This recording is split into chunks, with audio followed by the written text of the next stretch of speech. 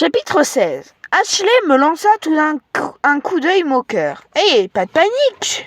Je lui donne une barre de chocolat, c'est tout. Il a l'air mort de faim. » « Vous le nourrissez au moins ?»« Oui. Papa lui a laissé de quoi déjeuner, » ripostai-je, de plus en plus mal à l'aise.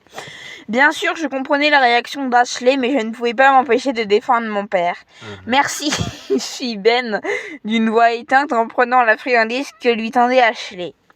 Il l'extirpa délicatement de son emballage. « Je m'appelle Ben, lui apprit-il. Évidemment, je ne suis pas un loup-garou.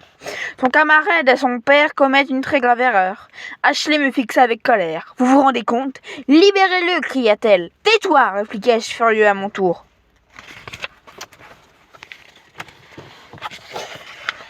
« Papa sait quand même ce qu'il fait. »« Mais tu es débile ou quoi ?» coupa-t-elle. « Tu ne vois pas que c'est un homme comme les autres ? Vous êtes cinglé. » Sur ces mots, Ashley s'enfuit au courant et claqua la porte derrière elle. La mort dans l'âme, je restais au canapé au milieu du salon, appuyé au barreau de la cage. Monsieur Grantley dégustait la barre de chocolat à la petite bouchée. Il évitait mon regard et un profond abattement se réfléchit sur mon visage. Plus je l'observais, plus j'avais pitié de lui. Quelques minutes plus tard, on sonna à la porte d'entrée. J'allais ouvrir. Sur le seuil se tenaient 2 techniciens de l'équipe de la télévision locale. Ils apportaient une énorme antenne parabolique. « Bonjour, jeune homme, on vient installer le matériel », annonça l'un d'eux. « Le grand jour, c'est demain, pas vrai ?» ajouta l'autre en lui adressant un clin d'œil. Je sentis aussitôt qu'il se retenait de rire. Il se contentait d'obéir aux ordres de mon père, aux ordres du shérif de la ville, un shérif dont tout le monde se moquait déjà. Tout en s'activant, le technicien jetait des coups d'œil perplexe à M. Grantley. « Si ce type est un loup-garou, moi je suis le président des États-Unis, » marmonna le premier d'homme. « À mon avis, le shérif a perdu la boule, » reprit son coéquipier.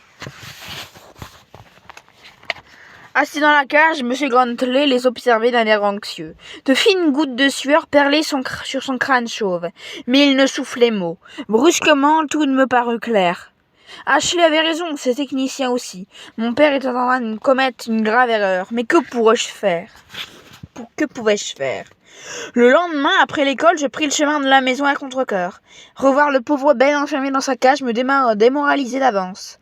Le pire, c'était que je devais aider papa à tout préparer avant l'arrivée des chaînes de télévision.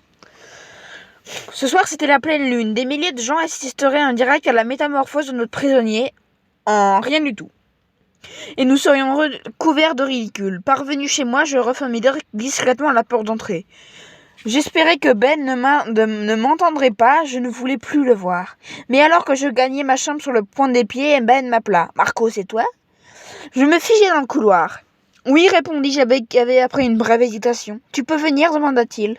Résigné, je me rendis dans le salon. Debout dans sa cage, Ben s'agrippait au barreau. Son visage rond exprimait un tel désespoir que je sentis ma gorge se serrer. «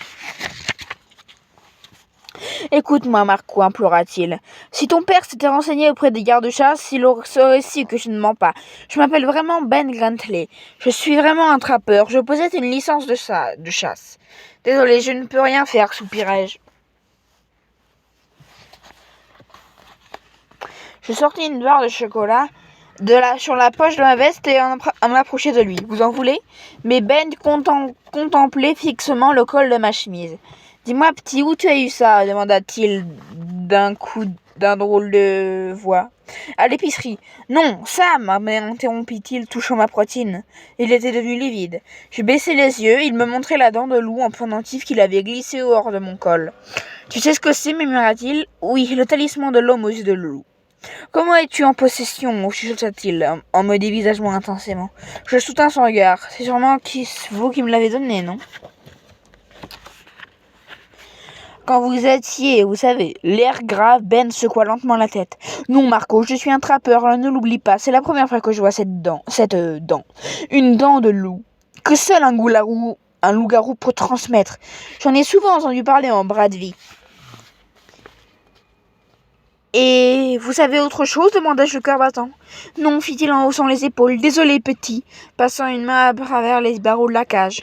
Je lui tendis la barre de chocolat. Mais Ben l'ignora, la friandaise tomba par terre. « Marco, aide-moi » supplia-t-il. « J'aimerais bien, mais c'est trop tard. »« Non, tu peux encore agir » protesta Ben avec véhémence. « En quelques heures, les journalistes arriveront chez toi. Ils s'attendent à filmer un événement, mais il ne se passera rien, strictement rien. Et ton père sera la risée du monde entier. Sa vie sera gâchée, il sera obligé de démissionner de son poste de shérif. Et ce sera dramatique pour lui, pour toi. Pour lui, pour toi, pour tout le monde. Imagines-tu les conséquences » conclut-il avec un faible sourire. « Mais qu'est-ce que je peux faire ? Libère-moi. » Après un silence, Ben ajouta avec un sourire. « Fais-moi confiance, tu ne le regretteras pas. Car tu rendras un immense service à ton père. À l'évidence, il a perdu la tête. » « Allez, libère-moi » Le désespoir se reflétait dans ses yeux. « S'il te plaît, insista-t-il. S'il dit la vérité, tout le monde se moquera encore plus de mon père. Et il dit sûrement la vérité, pensai-je. De plus, Ben ne m'avait-il pas sauvé la vie sur le bateau ? Je serais complice d'une injustice et d'un drame aux conséquences terribles. La gorge nouée, je me détournai et m'approchai du bureau de mon père. J'ouvris le premier tiroir. La clé s'y trouvait. J'eus encore quelques secondes d'hésitation, puis je pris ma décision. Sans un mot, je m'emparai de la clé et déverrouillai la porte de la cage.